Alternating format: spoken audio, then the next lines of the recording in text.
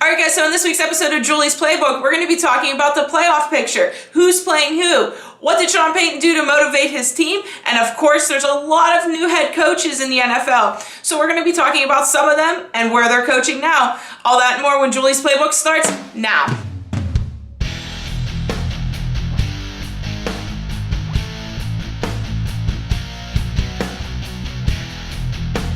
All right, guys, so the first topic we have to talk about is the playoff picture.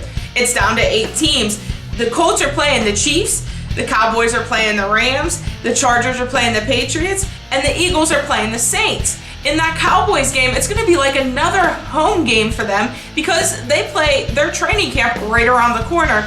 So the Rams are going to have to use hand signals in their own home. All right, guys, so the next topic we have to talk about is Sean Payton. He motivated his team like crazy this week. He brings in a wheelbarrow full of money, a Vince Lombardi trophy, and a Super Bowl ring. And he looks at his team and says, if you want these, you gotta win 3 effing games. And then that was the end of the conversation.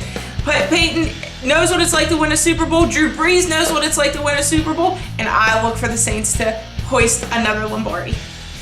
All right, guys, so the next topic we have to talk about is some Super Bowl MVPs. Westlake High School in California produced not 1, but 2 Super Bowl MVPs. Drew Brees went there and broke some records, and then Nick Foles came along and broke his records.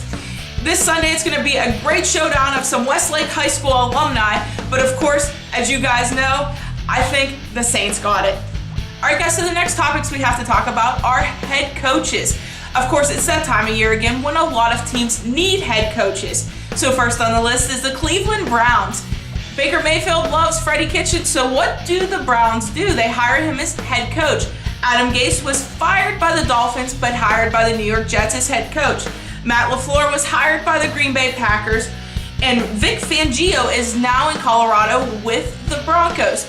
And a little bit closer to home, 2 former Steeler personnel are now with the Buccaneers. Bruce Arians is head coach, and the Steelers' backup quarterback, Byron Leftwich, is his offensive coordinator. I look for more head coaches to be fired and hired, so stay tuned for a later episode to find out who's where. All right, guys, so the next topic we have to talk about, of course, is the latest in the Antonio Brown drama. Art Rooney came out and said the ball's in Antonio's court, basically saying he's pretty disappointed in his star wide receiver. Next, AB unfollows the Steelers' Twitter. And then he goes on Instagram Live with none other than Chad Ochocinco and says, on a serious note, I'm going to address some stuff at a later date, deeper details to follow. Man, I don't know what to say. It seems like the Steelers are fed up with Antonio Brown, but here's the thing. It seems like Antonio Brown doesn't care. So it doesn't seem like the wide receiver will be back in black and gold. There's a lot of people that want him back in black and gold. Maybe the Steelers can work out something, but it just doesn't seem like Antonio's heart is in Pittsburgh right now. All right, guys, so the next topic we have to talk about is Juju Smith-Schuster. In an earlier episode, we talked about how he got the Pro Bowl snub. Well, Antonio's not playing in the Pro Bowl, so guess what? Juju gets the call. The wide receiver is very deserving of it. He was named Steelers MVP, as we talked about. So I look for him to have a very good first Pro Bowl. All right, guys, so the next topic we have to talk about is the change in the Steelers coaches.